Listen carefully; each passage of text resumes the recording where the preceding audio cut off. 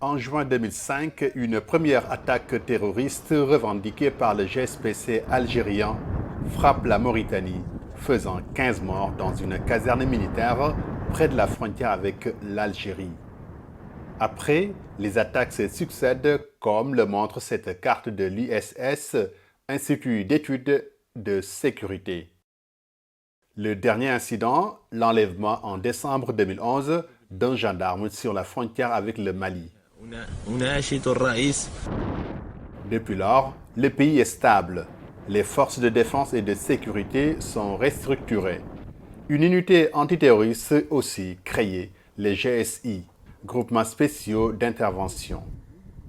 Ce sont des unités qui sont dotées d'équipements adaptés, donc des véhicules rapides, qui sont dotés d'une grande autonomie logistique, ce qui augmente leur rayon d'action et leur capacité de poursuite contre ces groupes, une grande puissance de feu et un personnel hyper motivé, aussi bien moralement que matériellement.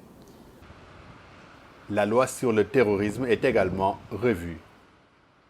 Cette révision s'est caractérisée par une définition extensive du crime terroriste, donc la qualification juridique embrasse tout ce qui est logistique, appui, etc., recèle, et en même temps une répression plus grande et la création de pôles judiciaires spécialisés qui permettent de connaître de ces crimes. L'État mène encore une politique de déradicalisation confiée à la cellule nationale de prévention et de lutte contre la déradicalisation et l'extrémisme violent. Sa priorité, véhiculer un discours alternatif. Ce discours alternatif au discours radical est, comme vous le voyez, élaboré pour contrer et déconstruire les arguments discours utilisés par des groupes radicaux violents. La cellule mène aussi une campagne de sensibilisation nationale.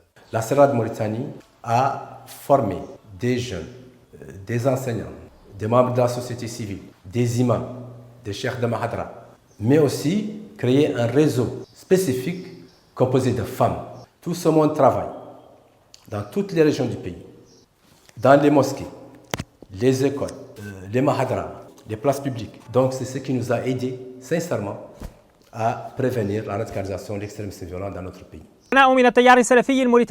Un dialogue doctrinal sera même engagé avec les prisonniers islamistes, poussant certains à renoncer à la violence. Le problème du terrorisme en Mauritanie est facile à régler et c'est une minorité de gens facile à convaincre.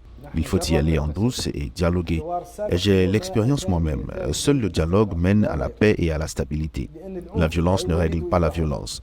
Le Mauritanien même est de nature pacifiste. Dès qu'on lui parle, il renonce à beaucoup de choses. Certains repentis se sont regroupés dans une association dénommée Erachad pour se donner une seconde chance. Il faut leur donner une alternative en leur facilitant la réinsertion socio-économique. La nature a horreur du vide. Une personne inactive qui ne peut pas subvenir à ses besoins est vulnérable et s'expose au danger. Malgré toute cette stabilité, 4 détenus pour terrorisme s'évadent de prison en mars 2023 et exécutent 3 éléments des forces de défense et de sécurité avant d'être neutralisés. Pour le général, les pertes humaines sont regrettables. Mais le test de résilience de la stratégie nationale a réussi. La tentative des évadés de rejoindre leur base hors du pays est mise en échec. Mohamed Diop pour VOA Afrique, Nouakchott.